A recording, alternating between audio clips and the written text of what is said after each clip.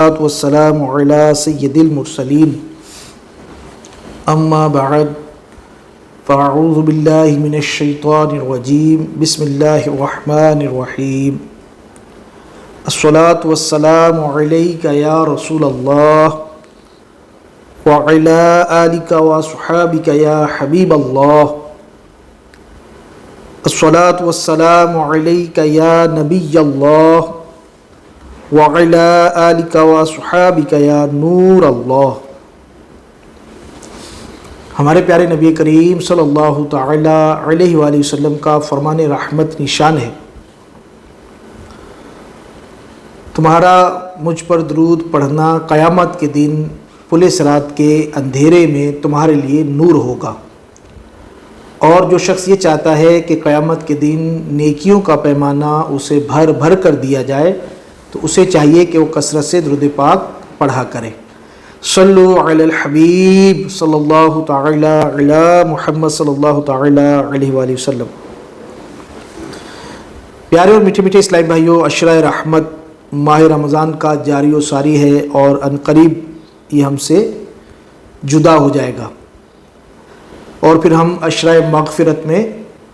داخل ہوں گے۔ تو ہمیں جائزہ لینا چاہیے کہ ہم نے ماہ رمضان کے یہ ایام کیسے گزارے، حساب کرنا چاہیے۔ تو جیسے دنیا میں ہم حساب و کتاب کرتے ہیں، اکاؤنٹیبلٹی کرتے ہیں، ایسے نیکیوں کے معاملے میں،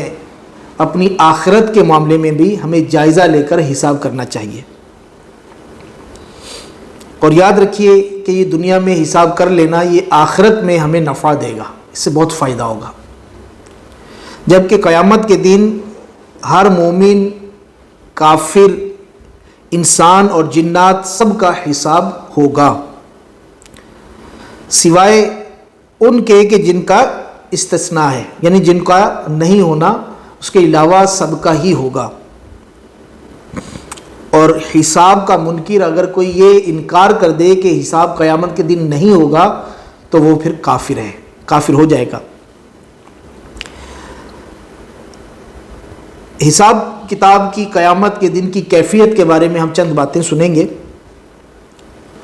فرمایا کہ ہر ایک کے حساب کی جو کیفیت ہے وہ مختلف ہوگی، کسی کا آسانی سے ہوگا، کسی کا سختی سے ہوگا، کسی کا خفیہ طور پر ہوگا، کسی کا حساب اعلانیہ ہوگا،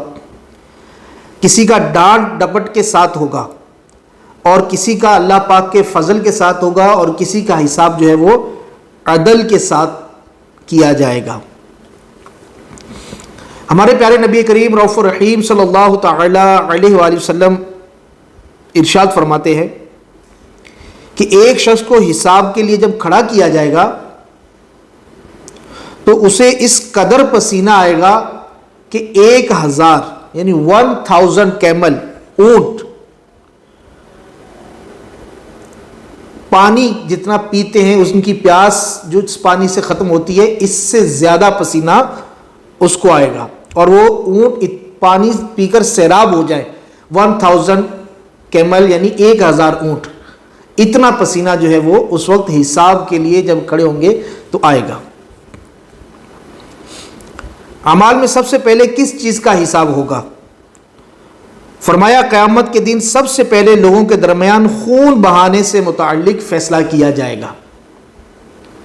اور یہ بھی فرمایا گیا کہ سب سے پہلے بندے سے نماز کا حساب لیا جائے گا۔ گویا کہ نیکیوں میں نماز کا حساب سب سے پہلے ہوگا، اور حقوق العباد میں یعنی عبادت میں نماز کا، اور حقوق العباد میں خون بہانے کا، کسی کے قتل کرنے کا حساب ہوگا۔ نیکیوں میں نماز کا، اور گناہوں میں جو ہے وہ قتل و غارت کا، قتل کرنے کا حساب سب سے پہلے ہوگا۔ اور قیامت کے دن سب سے پہلے جن نعمتوں کے بارے میں پوچھا جائے گا ان میں سے ایک سب سے پہلی بڑی نعمت پہلی یہ پوچھا جائے گا کہ تیرے جسم کو صحت نہ بخشی اور تجھے پینے کے لیے ٹھنڈا پانی اس سے سیراب نہ کیا گیا۔ تو یعنی ان دو نعمتوں کے بارے میں قیامت کے دن سب سے پہلے پوچھا جائے گا۔ پیارے اور میٹھے میٹھے اسلامی بھائیوں، اللہ کی بارگاہ میں حاضر ہو کر حساب دینے کا معاملہ بڑا سخت ہے۔ اللہ پاک کے حضور کھڑا ہونے سے گھبرانا چاہیے، ڈرنا چاہیے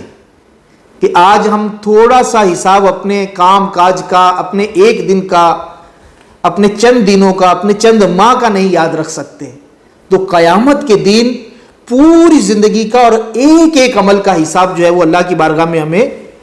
دینا پڑے گا۔ اور اس میں کیا لکھا ہوگا؟ جو آدمی نے دنیا میں کیا ہوگا، جو کچھ بھی کیا ہوگا، گناہ بھی لکھے ہوں گے، نیکیاں بھی لکھی ہوں گی، جو دن کی روشنی میں اعمال کیے وہ بھی لکھے ہوں گے، جو رات کے اندھیرے میں کیے وہ بھی لکھے ہوں گے، حتیٰ کہ وہ گناہ بھی جو دل میں چھپائے رکھے تھے، کسی کے سامنے ظاہر نہیں کیے تھے، وہ بھی سارے کے سارے، یعنی حسد وغیرہ، ان کا حساب بھی دینا پڑے گا۔ اے پیارے اور میٹھے میٹھے اسلام بھائیو، دنیا عمل کی جگہ ہے، اس میں اپنا جائزہ لے لینا چاہیے۔ ایسا نہ ہو کہ آج جائزے سے غفلت برتیں اور قیامت کے دن پھر ہم مشکلات کا سامنا ہمیں کرنا پڑے، گھبراہٹ کا سامنا کرنا پڑے، اور اللہ نہ کرے کہ اللہ کے عذاب کا سامنا کرنا پڑے۔ حضرت فاروق اعظم رضی اللہ تعالیٰ عنہ نے ایک مرتبہ ارشاد فرمایا، اے لوگو، تم حساب لیے جانے سے پہلے اپنے آپ کا محاسبہ کر لو، یعنی جائزہ لے لو، اور اپنے اعمال کا وزن کر لو، خود ہی کر لو، جائزہ لے لو۔ اس دن کی بڑی پیشی کے لیے تیار ہو جاؤ، اور سب سے بڑی پیشی ہے کہ اللہ کی بارگاہ میں حاضر ہونا پڑے گا۔ جس دن تم اللہ کی بارگاہ میں اس حال میں پیش کیے جاؤ گے کہ تم میں سے کسی کی کوئی پوشیدہ یعنی چھپی ہوئی حالت جو تھی دنیا میں بھی وہ چھپ نہیں سکے گی، سب کچھ ظاہر ہو جائے گا۔ پیارے اور میٹھے میٹھے اسلام بھائیو، اللہ پاک کی بارگاہ میں پیشی کا خوف رکھنے والے کیسے ہوا کرتے ہیں؟ کیا ہم جیسے ہوا کرتے ہیں کہ دن رات گناہوں میں غرق ہوں، نافرمانیوں کی انتہا ہو، اور اپنی مرضی کی زندگی چوائس کر کے زندگی گزار رہے ہوں، اور پھر بھی کہیں کہ میں تو آخرت کے دن پر یقین رکھتا ہوں، مجھے معلوم ہے کہ حساب دینا پڑے گا، خوف خدا رکھتا ہوں۔ یاد رکھیے بروز قیامت حساب دینا ہوگا، مگر ہائے افسوس ہماری حالت ایسی نہیں، ہم اللہ پاک کے حضور حاضر ہونے کو بھولے بیٹھے ہیں، ہم نفس امارہ کے اشاروں پر چلتے رہتے ہیں،